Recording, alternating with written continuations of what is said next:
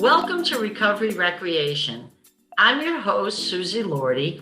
I'm also the founder of a nonprofit called 24-Hour Power, Inc., and we do recovery graffiti all over the state of Massachusetts.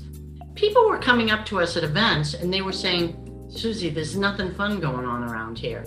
Now, we know that's not true, but it made us realize that we better go down and hunt down what's going on in their zip codes and let them know what's fun, what's healthy, what's a sober activity they can do every single month.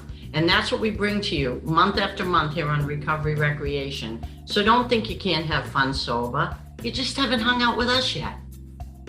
We're going to get right to it now. September is Recovery Month. Yay! Yes. What a great time to be sober in the Commonwealth, man. So much going on, so much awareness, so many great events. We got an awesome one coming up Sunday, September 12th in Waltham, Massachusetts. It's called Recovery Fest. Yes. And here to tell us more about this happening event is Dina Favreau. Dina is the executive director of HIKMT, Inc., which actually stands for Heroin is Killing My Town, Inc. She's also a board member for Greater Waltham Recovery Solutions. Dina, thanks so much for coming on the show today. Hi, Susie. Thanks for having me. Glad to be here. This is great. Can you give our viewers an inside look at what your journey's been like so far? Oh, so that's kind of a loaded question.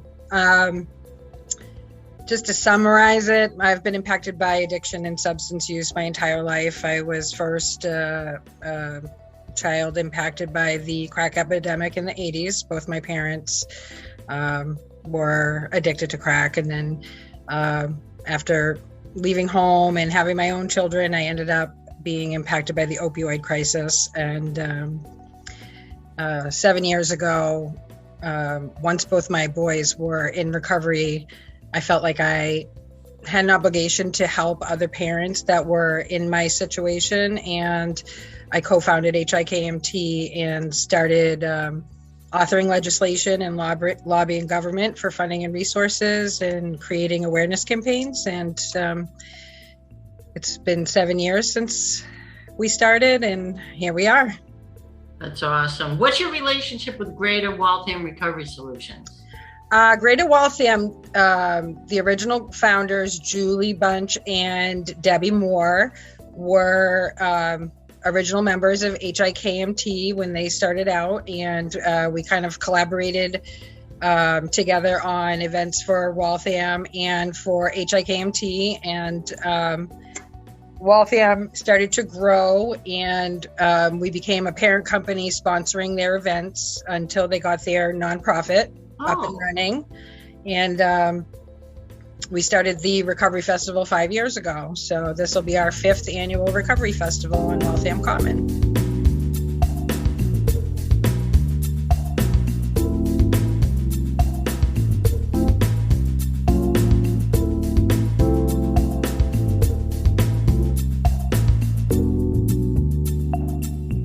Yeah, we're looking forward to that so much.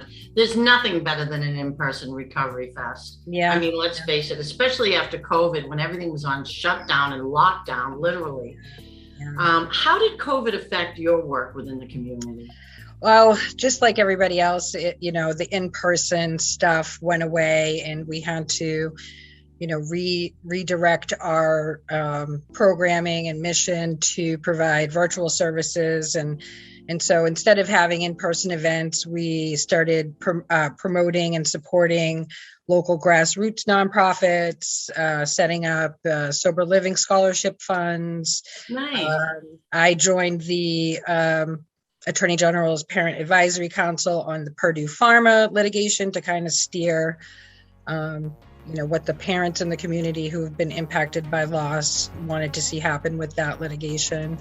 So we kind of just, we transitioned to the virtual world. So, hello, Zoom. Yeah. Everybody learned that fast. I know that. I know. Yeah, How have things changed now that the quarantine's lifted? So slowly but surely, things are coming back online for in-person services, having in-person events, and Big thing that happened over the course of COVID, it was the Bridge Recovery Center opened. So a lot of people are heading out that way and getting together again. And now, what is the Bridge Recovery Center? The Bridge Recovery Center is a peer-to-peer support recovery center in Malden, and Carrie Ann Kakavaro and Paul Hammersley work to put programming together where any individual who has, I think, maybe 24 to 48 hours of sobriety can go in, hang out, get services, or just engage in different types of activities. So they have like game night, they have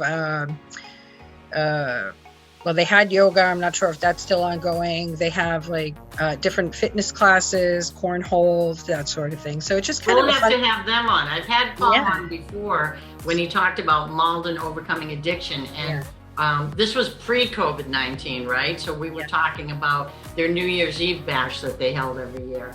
So it'll be great now that the Bridge Recovery Center is open to get that peer-to-peer recovery center on our show too. Their grand opening was actually one of the first in-person events that we all got together and attended. So nice. It was good to finally get back to seeing everybody. And most people that are involved in the recovery community, we're all huggers. So it was just great to see people and get a hug. And especially from Matt Gannum, he's the best hugger out there, I think. It was really a heartfelt day. So what are some of the goals that Greater Waltham Recovery Solutions would like to achieve with this event coming up? I mean, besides awareness. So it is, a recovery festival. So it's a day to celebrate recovery. And with September being Recovery Month, it's just a day for people to come out and enjoy themselves and see that, and to lift the stigma, basically, to see that there are people out here in the community doing great work that have multiple years in recovery, that you can make it, and there are people out here to help you show the way. And just kind of, coming off the heels of International Overdose Awareness Day, which is, it's a great day for awareness, but it's a sad day. So sure. I feel like the Recovery Festival is a happy day where we all get together. It's all ages. You've got bouncy houses. You've got all kinds of cool stuff going on. I know 24-Hour Power will be there again this year. Yes. And I look forward to that. Can't wait to see you. Yeah, we're going to have some rocks that we're going to have the kids paint, and they'll be able to distribute them amongst Waltham. So that'll be nice. Some nice friendship rocks. Yeah. So how do people find out more about recovery? Like, what are the hours of this? I know it's Sunday, September 12th in the Waltham Common there, but what are the hours of this? So the event is from 9 to 5. It's at 610 Main Street, which is Waltham Common. You can go to the Greater Waltham Recovery Solutions Facebook page and click on their event profile and get a copy of the flyer, respond whether or not you're attending, and that sort of thing. And you can follow them on Facebook as well so that you get the notifications for updates as we start to release, who the speaker lineup is and the entertainment that we'll be having and that sort of thing. Now, this is a free event too, right? Like anybody can come to the Common and check this out, right? 100% absolutely free. It is a fundraiser though. So, there'll be a 50-50 raffle. There'll be different raffle baskets. We're going to have popcorn, nice, cotton candy, that sort of thing. So there'll be like a $2 donation gets you popcorn, cotton candy, and I'm not sure if we're going to have ices or Italian ice, but something's going on with the doves. What's this? They're going to have a dove release, right? Yeah. So, the event will start off with a proclamation by the mayor, which will be read by Debbie Moore. We're going to have speakers, Marianne Framgulis from Moore, Louis Diaz, Dr. Hanair Hernandez. We're going to have poetry by Matt Gannum. We're going to have a speaker, Larry Fisher, who is a chief of the Indigenous Nation. So we'll have a lot of diversity. We're going to have music by DJ Anthony Mancy, Exit fame, who's a rapper. We're going to have Mallory Cameron, who's a folk singer. We're going to have a comedian Johnny Joyce, the comedian. So we'll have a little laughing section. There'll there'll be tons of activities, like you said, the rock painting, face painting, bouncy houses.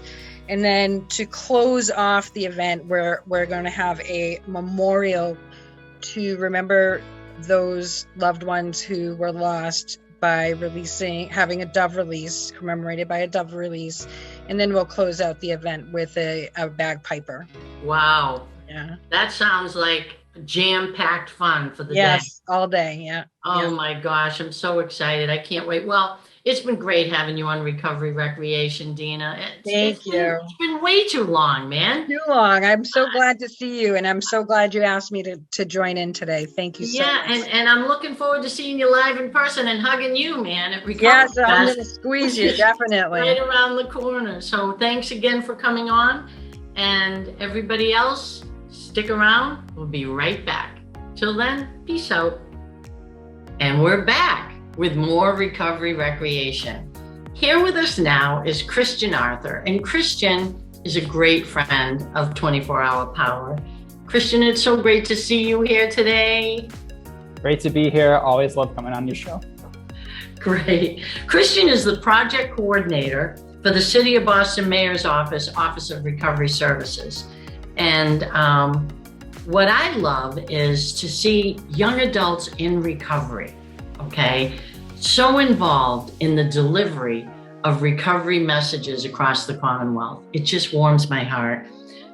Christian, could you take a few moments and just give the audience a little background on you and where you came from and how you got to where you are today?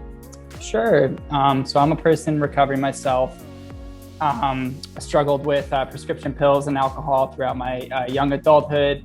I eventually was able to, through different peers I knew who were in recovery, who helped me, as well as collegiate recovery programs, so student health services, to find recovery myself. I have some different professional experience in public health and addiction treatment, like with the Gavin Foundation.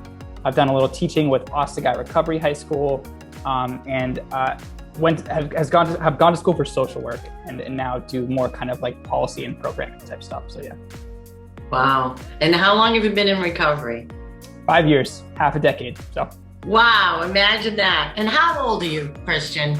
I am 30, so I'm actually placed out of that young adult category you put me in earlier, but yeah.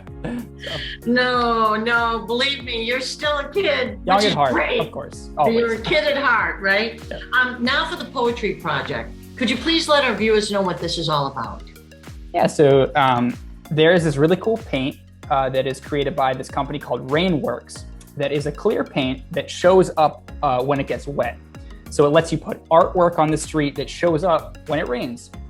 And we're going to do this with poems. Put poems on the throughout the city of Boston streets using this cool paint.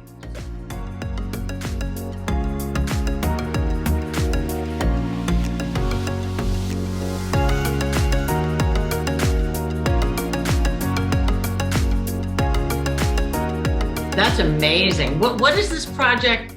First of all, it must not have been that easy to get this all approved. So I commend you to the approval process, number one. What does this project hope to accomplish? Yeah, so we know from the research that public art increases conversation between people. Mm-hmm. It also, because when you're walking and you see it, you're like, I'm aware of my environment. It actually is increasing mindfulness as well. Mindfulness, social connection are both pieces of well-being. Also, we know that when people with mental health struggles model their success, it fosters hope and resilience in other people who are like, oh, I can do this too. So those are kind of like the big goals. It's awesome. This is so cutting edge too. I just love this. What kind of poems are going to be painted, Christian? So when we did an open submission, we did ask people to try and send in poems that are about resilience, that are about positivity. And I have one that I'll just read here to kind of demonstrate the type of stuff we're going to do. So this is from The Sweetest Swing in Baseball by Zeke Russell. And the excerpt is, I've told this story so many times, how David saved my life with that homer, or how I broke the curse by not giving up. Referring, of course, to David Ortiz and the 2004 Boston Red Sox breaking the curse and winning the World Series, and it's a parallel with breaking the curse of addiction. So, yeah. Beautiful. Absolutely beautiful. To what extent has this project, in your opinion, been a collaboration with the local recovery community at large? Yeah, so I am of the idea that people with lived experience have expertise, and they should be involved in designing programs, implementing programs, and that too often, like, the people who are suffering are marginalized, and so that valuable expertise isn't brought in. So from the ground up, I'm a person in recovery. This thing has been planned, designed by people in recovery. The writers that have submitted are in recovery themselves or are caregivers. Wow. And like your artists and your organization who will put the paint to pavement are also in recovery. So every step of the way, it's been an involvement in the community. Absolutely. Artists for Recovery. That's what 24-Hour Power is going to bring to the table. We're going to actually, once you have the stencils, which I think is really wild that you're able to create these stencils. Once you have the stencils, we're going to come out and we're going to paint them up, and wait for the rain, you guys, because it's going to be awesome. And if it's anything like the month of July, we'll see plenty in September. In addition to this poetry project, which is clearly awesome, what else is the city of Boston doing for Recovery Month? Yeah, so I will refer everybody to our webpage, which is boston.gov/recovery-month. And that's going to give you a rundown of everything we're doing, and it'll continue to be updated. So we have a couple of different stuff going on. Our big flagship event is a conversation with Patrick Radden Keefe, who is an author of The Empire of Pain. It's a new book about the Sacklers and Purdue Pharma, really shedding light on the crimes that they committed, which, as many people know, later led to the opioid epidemic. So that'll be on the 19th at Old South Church in Boston. We're going to have Chris Lydon, WBUR interviewer. Oh, sure. Yeah, so that's going to be really cool. Also, we have curated a calendar of events, of recovery events happening in Boston during September. And I welcome anybody to send us more events so we can spread the word. We are also, because we want Recovery Month to be a time where everybody learns more about addiction and recovery and how society can respond to this issue, we are highlighting different books, a reading list, and we're partnering with Boston Public Library as well to try and get that reading list out there. So. Wow. And what's great is people can still provide more information to you anytime during the month of September to let you know what's going on recovery related in the city of Boston, and you'll get that out there. Absolutely. We want to help curate a really good experience for people in the city of Boston.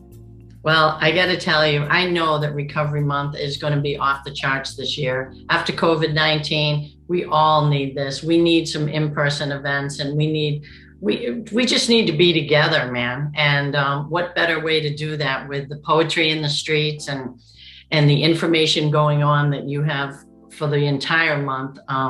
It's just going to be a wonderful month, and it's a great month to be sober in the Commonwealth of Massachusetts, that's for sure. And that, Christian, is my way of saying it's been awesome having you on our show today, and I look forward to seeing you this month. Well, thank you for having me here. Thank you for doing this show and spreading the word about great activities and for all the work you do for people in recovery. Thanks, Christian. And that, my friends, is a wrap. So on behalf of our staff here at Recovery Recreation, we wish you a happy, a healthy, a safe Recovery Month in September. Don't think you can't have fun sober. You just haven't hung out with us enough yet. So until next time, peace out.